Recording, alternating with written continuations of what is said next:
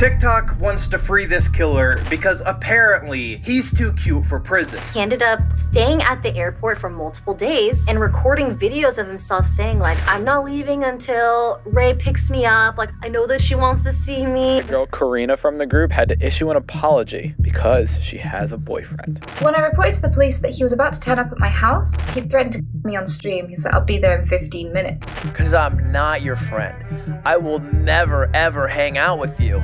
And I don't care about you because I don't know you. It's almost impossible to avoid toxicity on the internet, especially when joining online communities. Some fandoms have members that are so destructive they could be considered dangerous. These fandoms I'm going to talk about focus on extreme fans and do not represent fandoms as a whole, but unfortunately these fandoms have more of these absolutely insane individuals. My name is visualventure. Hope you guys have a beautiful week. The streamer fandom. Twitch, to no one's surprise, has always been associated with toxic gaming culture to some degree, and fans play a major role in this. Fans form something called parasocial relationships with their favorite Twitch streamers. These relationships are one-sided fake relationships that fans create with the person they admire. These fans feel like the streamers are their friends, but the reality is far from it. You shouldn't form a relationship with me. At the end of the day, I'm entertainment.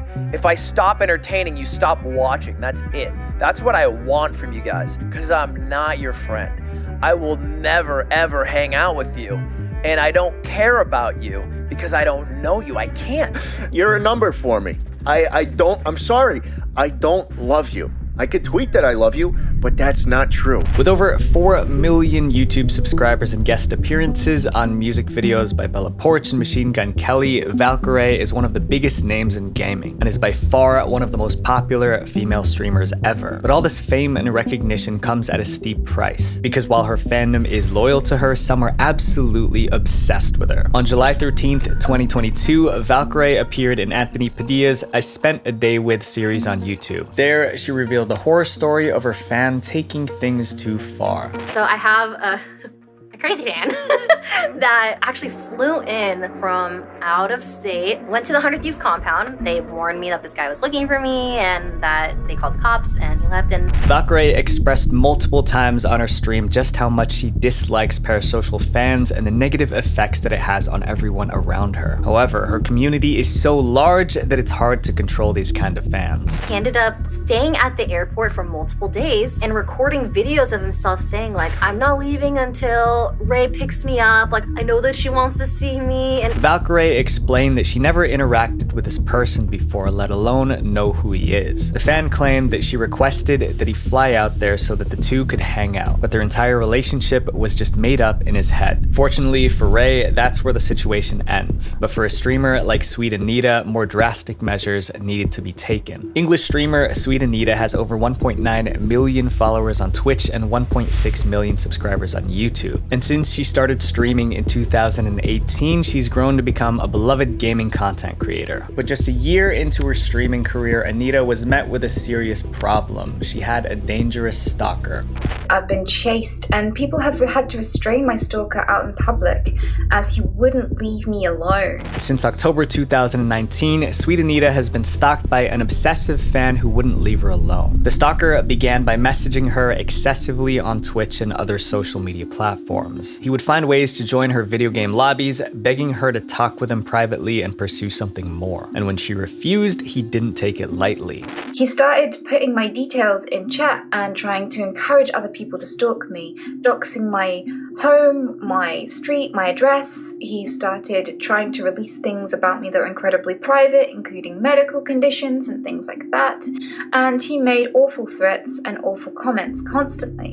From there, things escalated with him visiting Anita's town. The obsession got so intense that the stalker secured a lease at a place just 4 minutes from where Anita lived. Living in constant fear, Anita tried to contact local authorities to get help. But even after showing the police all the evidence and threats made against her, the cops either didn't take action or released him after detaining him. When I reported to the police that he was about to turn up at my house, he threatened to me on stream. He said, I'll be there in 15 minutes.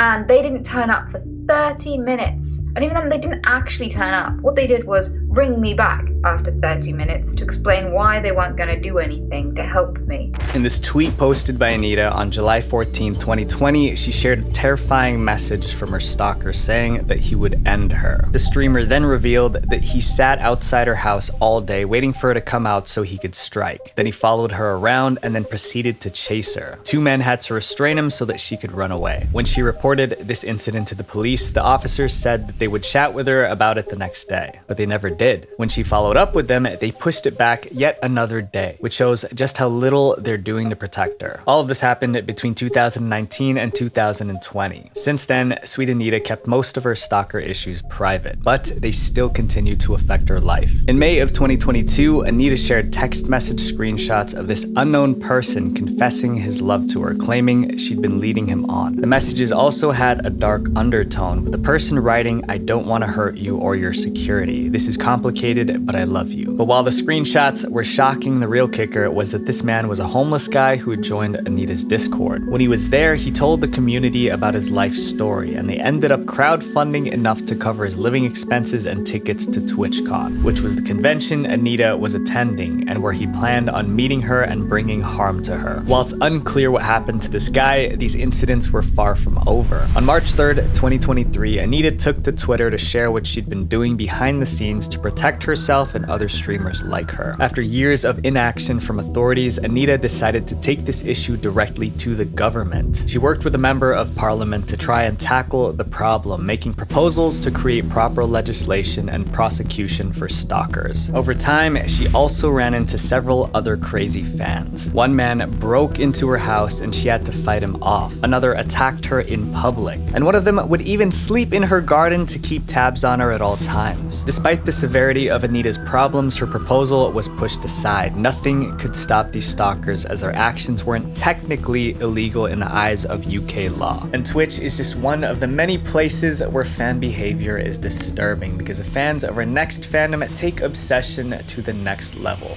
the K-pop fandom. I want to emphasize that these are specific cases of toxic fans and do not represent the entire community. Since the genre's spike in popularity in North America, social media platforms have become major hubs for K-pop fans. So when it comes to internet fandoms, there are few that match the size and scale of the K-pop community, which you think would be a good thing for the artists, but that's not necessarily the case. The K-pop community has its fair share of fans that form parasocial relationships. Some fans grow so attached to their favorite artists that they forget that they don't know them in real life, which causes them to lash out just like they did to aespa's Karina. Debuted in 2020, aespa is a girl group formed by SM Entertainment. When their first song dropped, they quickly became one of the most popular girl groups in Korea, Asia, and beyond. Karina is the leader of aespa and is infamously known as the face of the group. She was also a renowned brand ambassador, influencer, and dancer, which helped her grow a giant fan base. But with so many eyes watching her every move, anything she does is immediately either praised or criticized. This is why in February 2024, when news broke out that Karina was in a relationship, the media completely lost their minds. According to an exclusive report on February 27th, aespa's Karina and acclaimed actor Lee Jae-wook are romantically involved. Karina's new lover, Lee Jae-wook, the star of several highly rated Korean dramas and a rising star in Korean media. But despite their positive reputations, this relationship would be a nightmare, especially for Karina. In the K-pop industry, dating is considered taboo, and many idols are not allowed to date, which is outlined in many idol contracts. These rules are usually set in place because of K-pop's intense fan culture. To keep their obsessive fans happy, many idols need to look like they're single and available for love, particularly from their fans. But just because these rules exist doesn't mean they're always followed. After the two were spotted together, both of their entertainment agencies decided to issue statements announcing their relationship to the public. But what they didn't anticipate were the consequences that would follow. One day after the news was out, SM stocks fell by 3.47%. Although it isn't confirmed whether or not that was the reason why the stock price fell so drastically, this was just hours after Karina's dating announcement went live. Not to mention, the statements from both companies received mixed reactions, with the same amount of people criticizing criticizing the relationship versus supporting it. But that wasn't all that happened following the news. Karina became a target of severe internet hate from fans who didn't support her relationship, and they did everything they could to let her know exactly how they felt about it. Stationed right outside SM Entertainment's headquarters in Seoul were massive LED billboard trucks sent by outraged Karina fans, and the words on these billboards were shocking. You ruined your career. Were you not satisfied with the love that your fans gave you? Why did you decide to betray your fans? Apologize or you will see album sales drop and empty front row seats at your concert. The second billboard truck added even more salt to the wound. It said, Karina, rather than feeling sorry towards the fans, you should be sorry to the you who has worked hard for 7 years. You ruined your own career yourself. All your efforts have been destroyed by a single dating rumor. Are you satisfied? Because of this excessive backlash, Karina had to do some serious damage control. Girl Karina from the group had to issue an apology because she has a boyfriend. In a handwritten letter addressed to her fans, Karina apologized for her relationship. She also wrote that she promised to heal the wounds she created for fans and that she would show her more mature and hardworking side in the future. After this letter was released, Lee Jae-wook's entertainment agency issued a statement announcing that he and Karina had broken up. This happened just 2 weeks after the relationship went public and just 5 weeks into their dating. Although the statement said that the breakup was due to both of them wanting to focus on their careers, it seems more likely that it was because of the controversy that the relationship created. And Karina isn't the only K-pop idol whose love life has suffered because of fans. Other idols like Blackpink's Jennie, Girls' Generation's Taeyeon, and FX's Crystal have all been targets of angry fans. Fans feel a sense of betrayal when dating news comes out, either because they've devoted themselves entirely to these singers or because in their minds, no one is up to standard with their favorite idol. But dating isn't the only controversy that idols can get themselves tangled up in. Another common source of toxicity in the K-pop fandom is when it comes to the impossible to obtain beauty standards associated with the industry. Imagine being a 9-year-old girl dreaming of becoming an international superstar. You move from the US to South Korea to chase those dreams. After 6 years of hard training, just as your dreams start to come true, everything falls apart. That's exactly what happened to Kyla Massey, the half Korean, half American idol whose dreams were crushed because the industry just didn't like how she looked. In 2017, the entertainment agency Pledis announced a brand new girl group, Pristin. The group included several already famous idols. On March 21st, 2017, Pristin made their official debut with a song called Wee Woo. At first, the group was met with a ton of positivity. Fans loved their fun song and felt like the group had a lot of potential. However, just a few months into their career, Pristin became overwhelmed with hate comments from internet netizens. But these comments weren't targeting the group. They were aimed at just one member, the youngest member, 15-year-old Kyla Massey. For context, the K-pop industry is notoriously known to be superficial. Idols are constantly compared against the Korean beauty standard. The requirements to meet the Korean beauty standard are next to impossible. Idols need clear skin, even complexion, a small face, symmetrical features, big eyes, and full lips. But arguably, the most important standard of them all is weight. Agencies would do weekly checks on their trainees, openly discussing how much each person weighed to the entire company. And if someone's weight was just a little bit over the threshold, that could jeopardize their entire future in the industry. This is why many K-pop idols and trainees use restrictive diets to maintain their weight. Like Stray Kids' Felix, who revealed that he had to go on a 4-day diet consisting of only water for 3 days and bone broth for 1. Not only did Kyla not fit the traditional beauty standard, seeing that she was half white and half Asian, but she also didn't fall in line in terms of weight. At 15 years old, she was perfectly healthy for her age, but compared to the rest of the Pristin members, Kyla was not as thin, which caused a lot of people to dislike her and send negative attention her way. Many fans pushed for Kyla to go on a diet, saying that she didn't fit K-pop idol standards. Some even said that Kyla was dragging down the rest of the group, but the toxicity wasn't just bad online. Press and paparazzi refused to take any photos of her alone, and she was no longer seen participating in group promotional activities with the rest rest of the members. Fans nearly demanded Kyla to be removed from the group.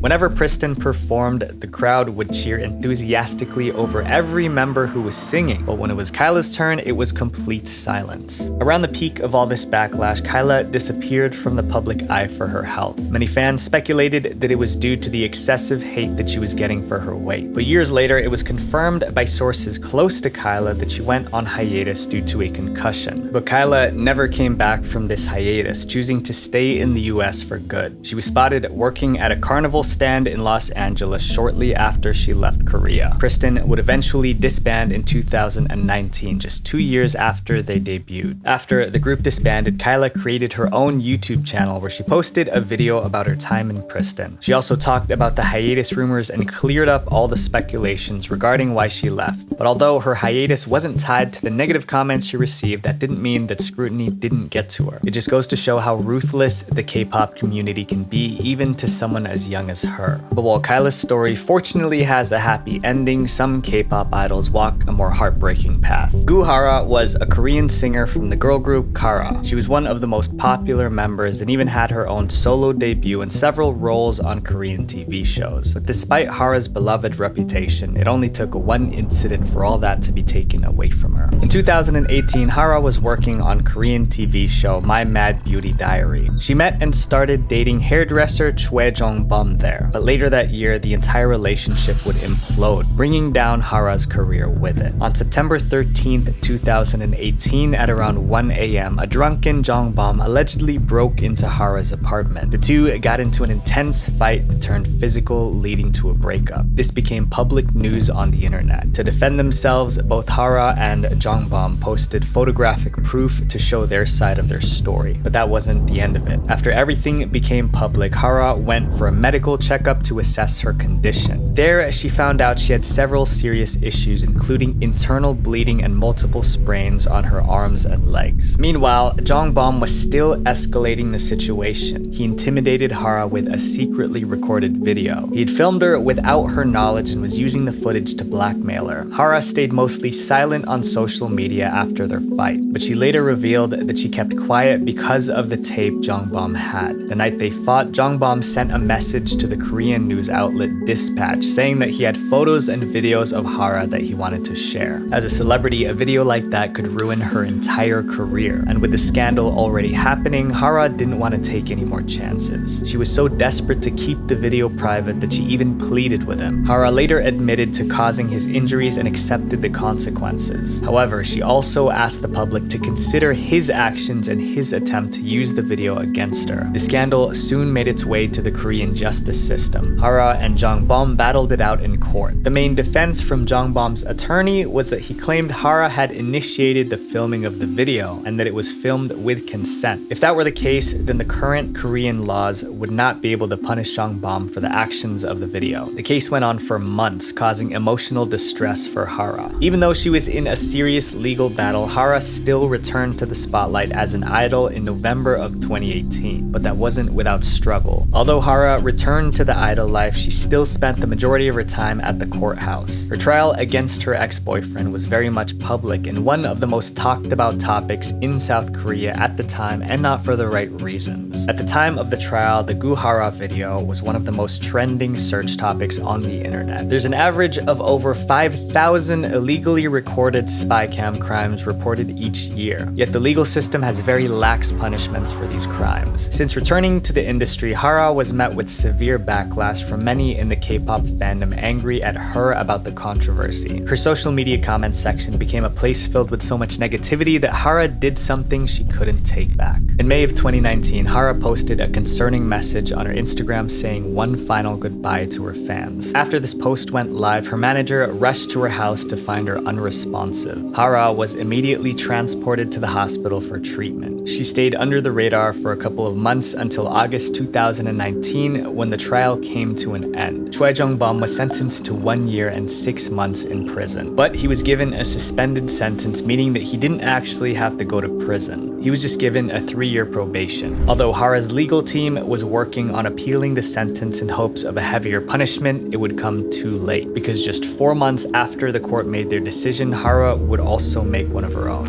K-pop star Hara has Another apparent victim of malicious online attacks. The 28-year-old was known to have been suffering from severe depression. On November 24, 2019, Hara was found in her home. Hara's passing came just weeks after the passing of former FX member and actress Sully in October 2019. Sully was also one of Hara's closest friends and also a celebrity under scrutiny by many in the K-pop fandom. That's because Sully did not fit the traditional mold of an idol in the industry. She often talked about topics that were considered taboo. She shocked K-pop fans with her differing opinions and for her controversial choices in clothing. Because of this, Sully was met with intense attacks by many in the K-pop fandom, and she was one of the more major examples of toxicity in the K-pop fandom and how it can negatively affect the idols. Although some K-pop fans take idolizing a singer too far, this next fandom shows us that even the most evil people can have admirers.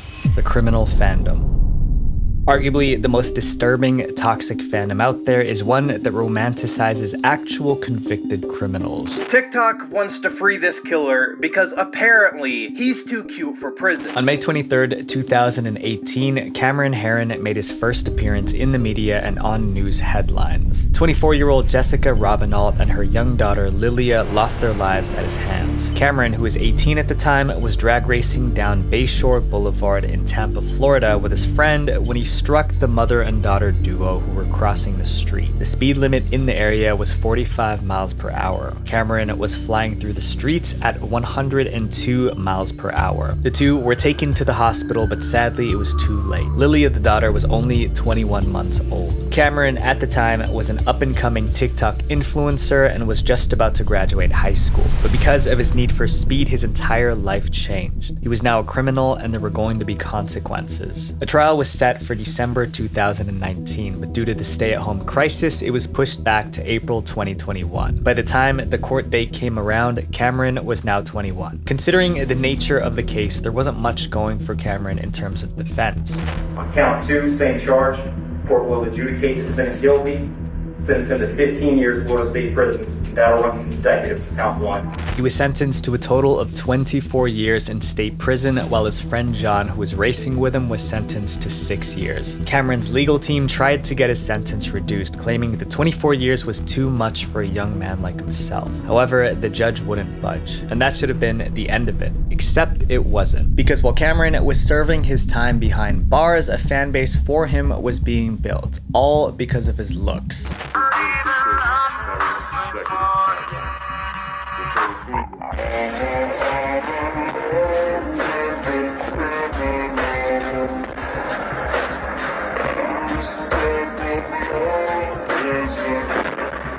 Despite the crime that he committed, Cameron was growing a community of fans on TikTok. People started making edits of Cameron at court talking about how attractive he was, and even advocating for him to have a lower sentence or for him to be freed altogether. But Cameron's not the first criminal to build a community of fans. Arguably, one of the most infamous cases of killers turned idols is Yuka Takaoka, the real-life yandere. Born on January 28, 1998, Yuka Takaoka dropped out of college to pursue a career as a bar hostess in Japan. She quickly climbed up the ranks, becoming a manager at a popular hostess club in Tokyo. While working there, she met her boyfriend, Phoenix Luna, who was also in the nightlife industry. He worked at a nightclub called Fusion by Youth, located in the heart of Tokyo's red light district. Although not much is known about the relationship, the two of them would soon become one of the most well-known couples in all of Japan, because things soon started getting rocky in the relationship. And instead of talking out their issues, Yuka decided to take more horrific measures instead. On May 23, 2019, Yuka and Phoenix were hanging out. Phoenix needed to use the bathroom, so Yuka took this as an opportunity to snoop through his phone. But when she started looking through it, she soon realized that there were things she didn't want to see. On his phone, Phoenix kept pictures of him posing with other women while he was working at the nightclub. For Yuka, this was a sign of betrayal. She immediately assumed that he was cheating on her, and rather than confronting him verbally, she decided to express her anger anger by attempting to end him. And this is the exact moment when she became an icon for yandere fans. For context, a yandere is a Japanese character archetype usually about a woman. Yanderes are extremely obsessed with their love interest. They would do anything to get their love and approval. But when yanderes feel like their crush doesn't return the same feelings, that's when they turn on them, which is what Yuka did.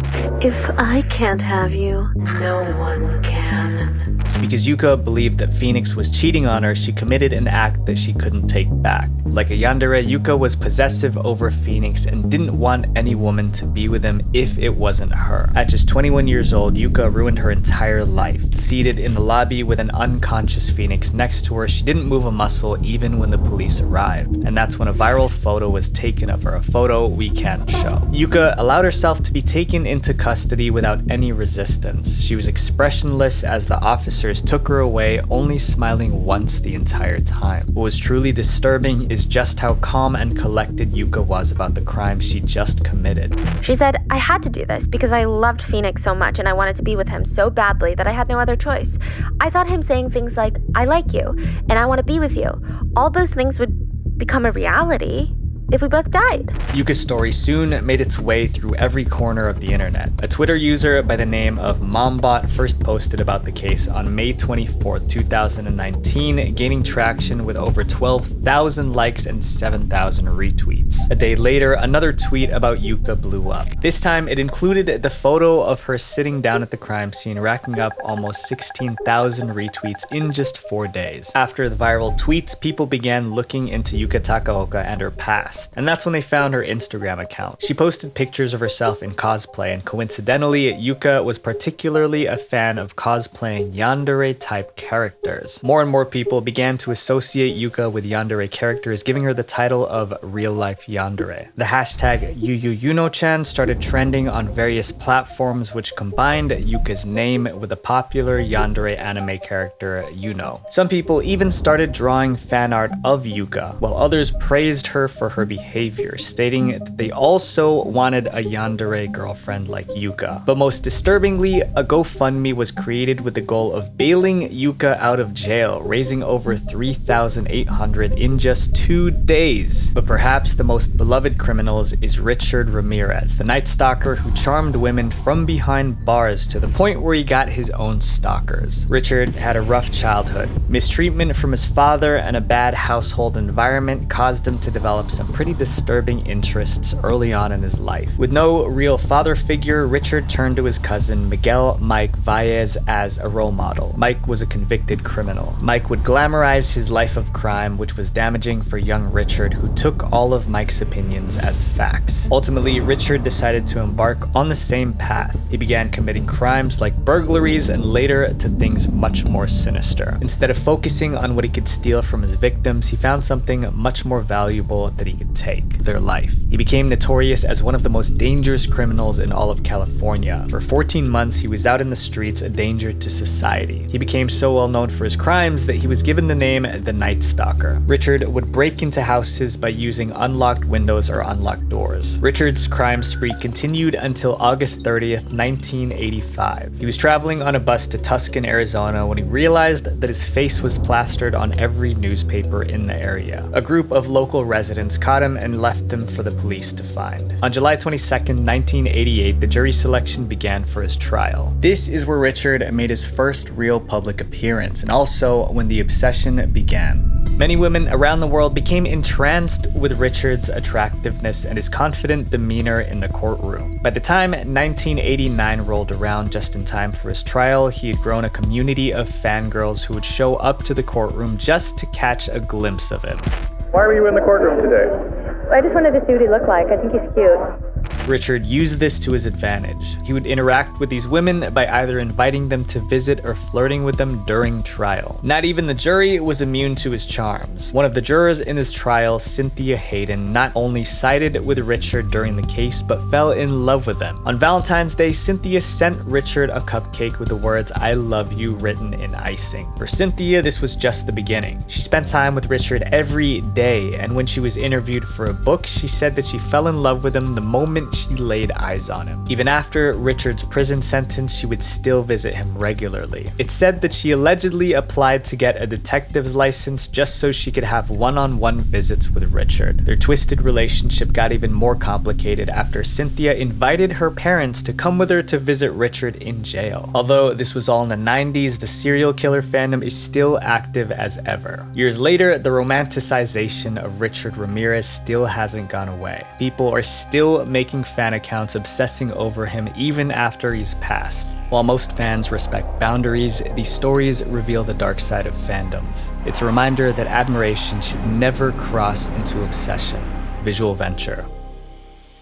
Wait, before you go, make sure you guys click subscribe here and then click this playlist to watch more dark internet documentaries because our goal is 700,000 subscribers by the end of 2024. Thank you guys for everything. Peace.